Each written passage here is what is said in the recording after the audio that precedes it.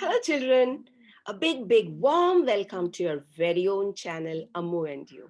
I am Ammu, and I'm here, like always, ready to tell you beautiful stories. Fiction, humor, true stories, stories from our land, stories from all over the world, and fairyland, mythology, historical, as well as something from our ancient past. So today, the story that I have for you is the story of Lord Mahavira, who is one of the last Tirthankaras in the Jains, amongst the Jains. He was the 24th Tirthankara, the last one. And he is known for uh, propounding this religion called uh, Jainism. Uh, in this story today, I will talk about Mahavira as a little boy, his childhood, how he grew up to be the Lord that he is known as. So, in ancient India, many years ago, there was a kingdom called Kundagram near Vaishali in Bihar. There lived a ruler named Siddharth.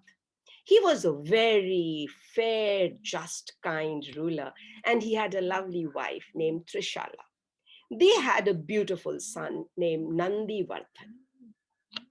They were all living very happily together.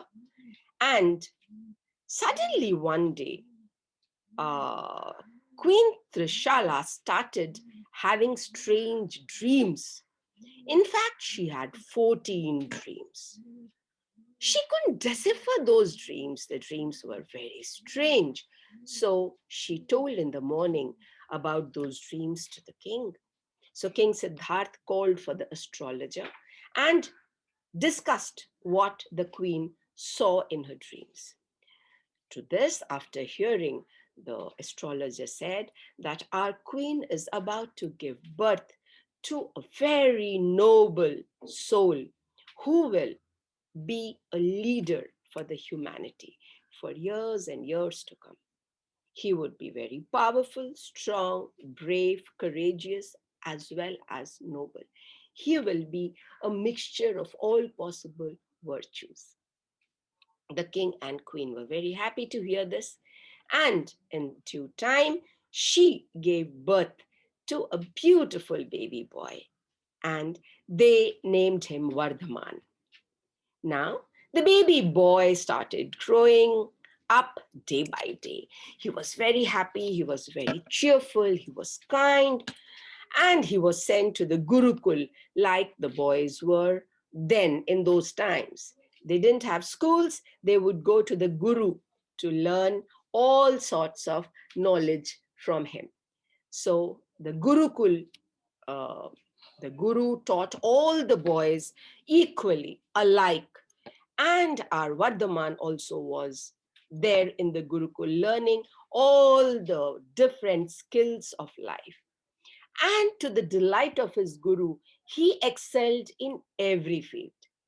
He was a brave sword player. He was very sharp, intelligent in academics. He was a very good archer. He was a very good wrestler. In fact, he was good at anything that he did and anything that the Guru taught. The Guru very easily started loving him to be one of his favorite pupils. Mahavir, he was not called Mahavir yet. He was still called Vardhaman. One day, they were all playing in the forest, and suddenly a friend saw a snake.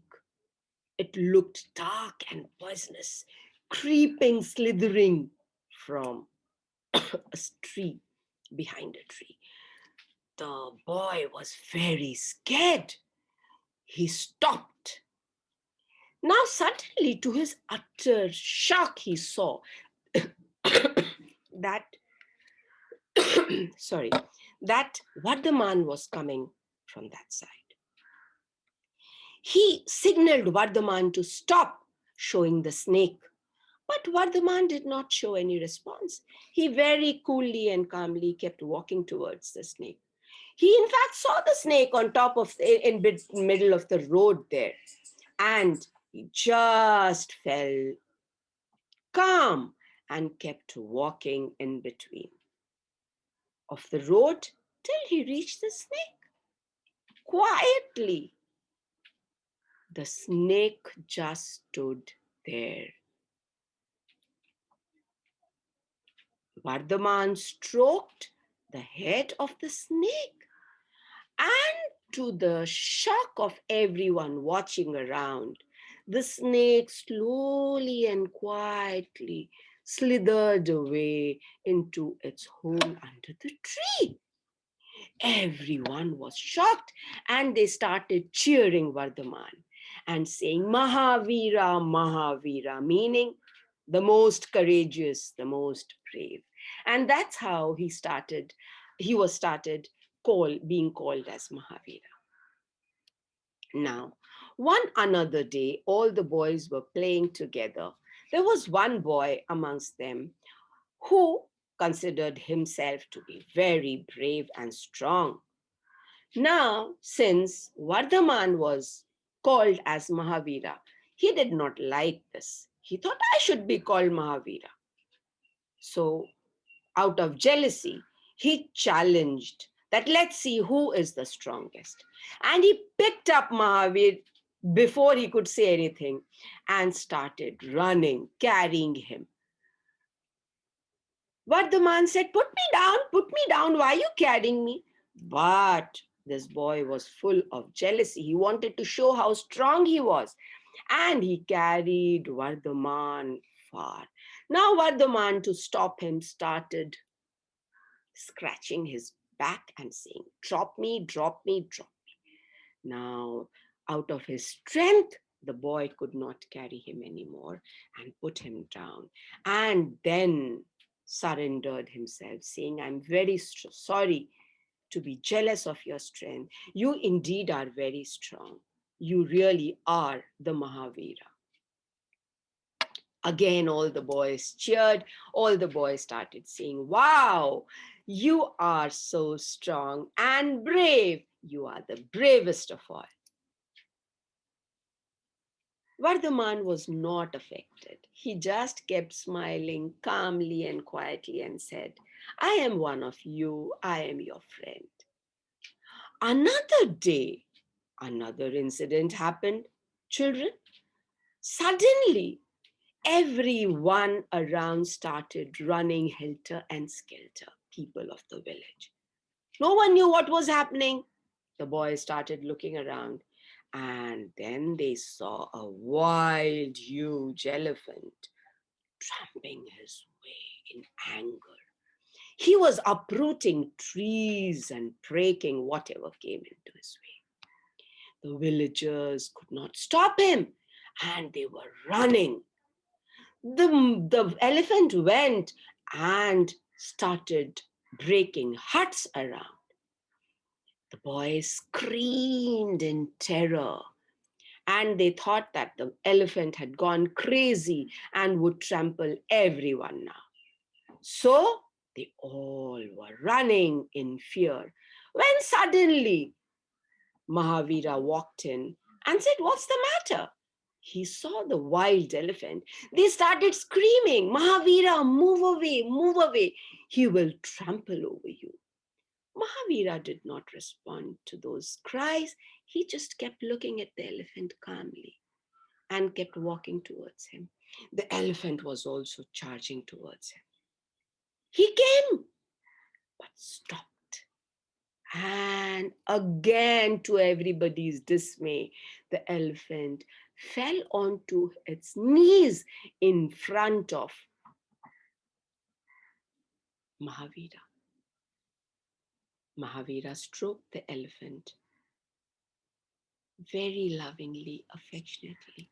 The elephant lost all its anger and aggression and quietly got up and walked away. The villagers cheered again and they said, you are a noble soul. You are an enlightened soul. Mahavira, you are. In due time, at a very young age, Mahavira got married to uh, a girl called Yashoda, but he was not happy with his worldly life. So he left the life and became an ascetic. He started practicing very, very severe fasts and penance. He even stopped wearing clothes. He wanted to make his body so strong that it could bear all possible weather conditions. With severe practices and fasts, he managed to overpower the weaknesses of his body. One day, as he was walking, and he always walked barefoot, he started walking across villages, and he wanted to go to a village called Vachala. Now, there were two roads leading to Vachala. He asked the villagers that which road should he take. The villagers said that there were indeed two roads. One is a short one, which went through a forest. The other one was a long one. The short one was significantly short, but there was a huge problem there. What was the problem? He asked. There's a huge poisonous snake named Chandakaushik who lives in that forest, and he does not let anyone pass that place alive. Mahavira smiled and kept walking towards the forest. The people said, "What is wrong? Is he not scared of his life?" He just walked through the wild, dense green forest. And slowly, he started seeing that the forest was getting barren. It was turning brown from green. And very soon, he came in front of a dry tree. And on that tree lay the big poisonous snake Chandakaushik. He was slithering there, flickering his tongue. And he hissed, "Who is here on my land? Who dare walk here?" Mahavira kept on walking. Chandakaushik got angry. It came down and with full anger started going towards Mahavira. "Stop, or I'm going to bite you." Mahavira did not stop. Very coolly, with a smile, he kept walking. And the snake Chandakaushik hissed and came and bit on his leg. To his surprise, Mahavira was calm. He didn't move. And instead of blood, milk oozed out of his body. Chandakaushik realized that this was an enlightened soul. He bowed his head in surrender. Then Mahavira blessed him, saying that throw away all this anger of your previous birth. Why do you have to nurture so much anger in you? Let go of it and you will be fine. Saying this, Mahavira walked away, and Chandakaushik realized his mistake, and he left his anger and spent the remaining of his life in peace and solitude. With years of practice, Mahavira gained all superpowers by meditation. He taught the main four teachings that were Ahimsa, truth, and Aparigraha. What is Aparigraha? Not taking anything from anyone. And the life of Brahmacharya, that is chastity. He said that if you truly follow these four paths in life, you will be free from the chain of life and death and rebirth and life. You will be at peace and you will attain salvation. Children, you will grow up and you will learn more about what he taught. That was his learning and his teaching to the world how to attain your own spiritual enlightenment. There are many people who are his followers and they follow his path. Everyone is free to understand and follow their own calling. This was the calling of Mahavira, which he spread, and that is why he is known as Lord Mahavira. And people try to follow his practices of hardship. He taught kindness. He said that never hurt anyone, never speak lies, never snatch away things from others, and always have a pure life. So, children, read about it more. You will read it in your syllabus too, in your higher classes, where you study about different religions. You can learn, you can understand, and you can follow whatever you feel you want to in your life. I hope you've liked the story of Mahavira, how he was as a child, and how through his calmness he was fearless. He feared nothing because he did not fear death.